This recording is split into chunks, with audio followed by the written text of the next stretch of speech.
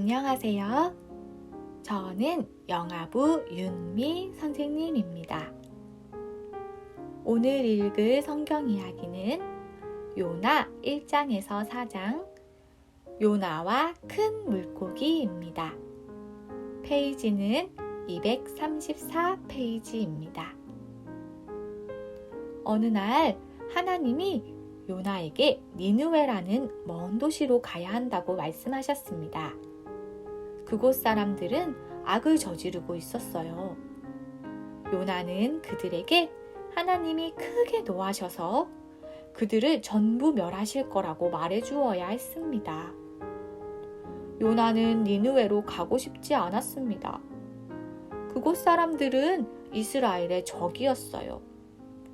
요나는 그들을 상대하고 싶지도 않았습니다.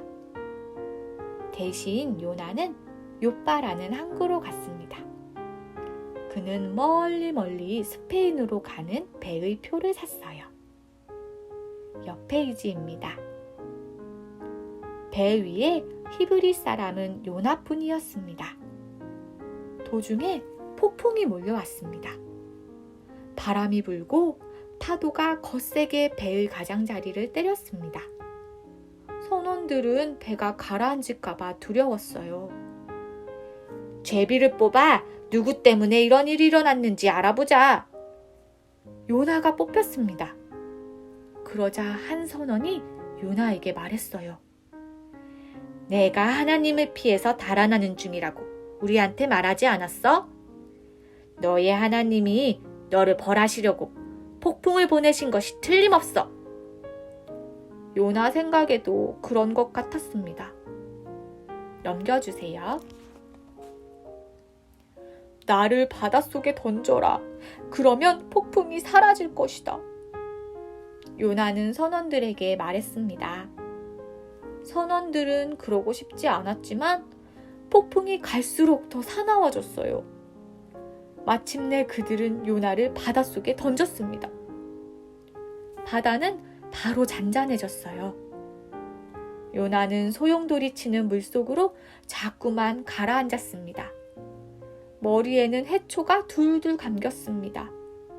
그러다가 죽을 것이 뻔했어요. 요나는 하나님을 생각하며 기도했습니다. 옆 페이지입니다. 요나는 바닷속에 빠져 죽지 않았습니다. 하나님이 큰 물고기를 보내어 요나를 삼키게 하신 것입니다. 요나는 물고기 뱃속에서 무사했어요. 그는 하나님께 기도했습니다. 자비로우신 하나님께 감사를 드렸지요. 그리고 하나님을 찬송하고 높이겠다고 다짐도 했어요. 넘겨주세요. 밤낮으로 사흘 동안을 요나는 물고기 뱃속에 있었답니다. 그러다가 하나님은 물고기에게 명하여 바닷가로 헤엄쳐 가라고 하셨습니다. 물고기가 입을 벌리자 요나가 나왔습니다. 하나님은 다시 요나에게 니느웨로 가라고 하셨어요. 요나는 이번에는 니느웨로 갔습니다. 그는 니느웨 사람들에게 하나님을 전했습니다. 사람들은 악한 길에서 돌이켜서 하나님의 율법을 따랐어요. 하나님은 그들을 멸하지 않으셨습니다. 두 번째 이야기, 미가 4장에서 5장, 평화가 오리라입니다.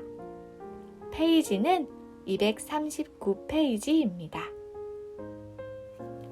일찍이 남쪽 유다에 미가라는 선지자가 살았습니다. 하나님은 미가에게 앞날을 내다보는 능력을 주셨습니다. 미가는 유다에 문제가 닥치리라는 것을 알았습니다. 전쟁이 많이 있을 것이고 유다 군대는 적들에게 패할 것이었습니다. 미가는 요담 왕에게 경고하려고 했습니다. 요담 왕이 죽자 미가는 다음 왕들인 아하스와 히스기야 왕에게 경고하려고 했습니다. 넘겨주세요. 그러나 왕들은 듣지 않았어요. 하나님께 등을 돌리고 대신 거짓 신들을 숭배하는 왕들도 있었습니다. 미가는 그들이 하나님께 순종해야 한다고, 그렇지 않으면 망하게 된다고 말했어요. 때가 되어 미가의 경고가 현실이 되었습니다. 유대의 적들은 예루살렘을 무너뜨리고 백성을 자기네 나라로 끌어갔던 것입니다. 옆 페이지입니다. 하지만 하나님은 미가에게 희망의 말씀도 주셨습니다. 하나님은 언젠가 전쟁이 끝날 거라고 약속하셨어요. 그때가 되면 전쟁의 무기들이 모두 갈퀴와 삽으로 바뀔 것입니다. 사람들은 다시는 전쟁을 벌이거나 서로 공격하지 않을 것입니다. 넘겨주세요. 하나님은 미가에게 큰 지도자가 나올 것이라고 말씀하셨습니다. 미가는 백성에게 말했어요. 목자가 자기 양떼를 돌보는 것 같이 이 지도자는 하나님의 능력으로 자기 백성을 돌보실 것이다. 그가 참으로 위대하신 분임을 온 세상이 알게 될 것이다. 그는 평화를 가져오실 것이다. 평화를 이루실 그분이 온 나라를 다스리실 것입니다. 그리고 그는 유대 땅의 가장 작은 마을의 하나인 베들레헴에서 나실 것입니다. 아멘! 다음은 어떤 말씀일까요? 기대해 보세요.